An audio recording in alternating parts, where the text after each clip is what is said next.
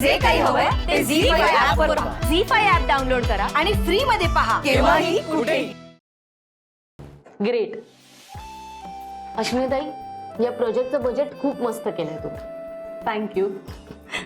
बरं विश्वास काका, आपला मॅन पॉवरचा काय प्लॅन आहे? मला वाटतं वैदेही या प्रोजेक्टसाठी आपल्याला 4 इंजिनियर्स लागतील आणि मी पोर्टलवरती तशी जाहिरात दिली आहे.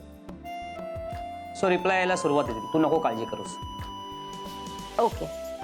मला काय वाटतं माहिती, आपण ना ह्या प्रोजेक्टसाठी 2 अनुभवी इंजिनियर्स घेऊया आणि 2 फ्रेशर्स घेऊया कॅम्पसमध्ये. ओके.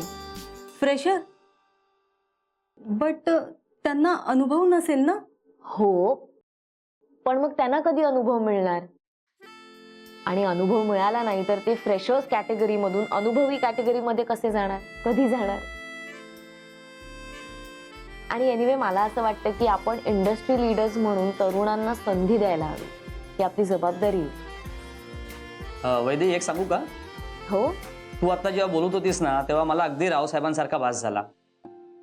अगं मी आणि अश्विनी फ्रेशर होतो त्याच वेळेला रावसाहेबांनी आम्हाला हायर केलेलं होतं.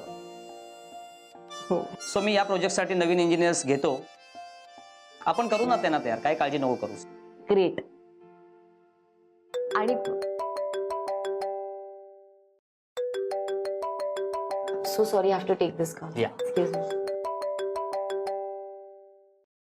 बोल रे मानस, पटकन बोल. काही अर्जंट आहे का?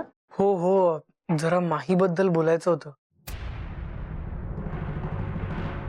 माही बद्दल का? काय झालं? नाही नाही, तसं काही सिरियस नाहीये. तू सांगणार आहेस का मला काय झालं? ओके आहे ना ती?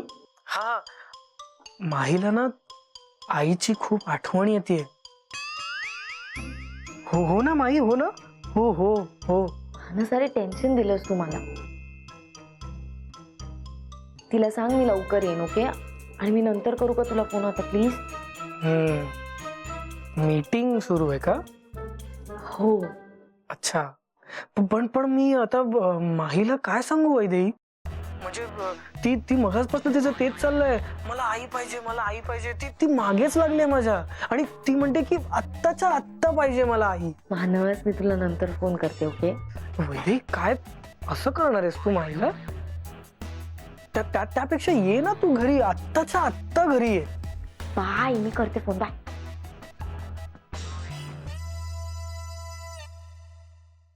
ए पिल्लू, तुझी आई खूप वाईट आहे, पण आपण प्रयत्न करणं थांबवायचं का? नाही.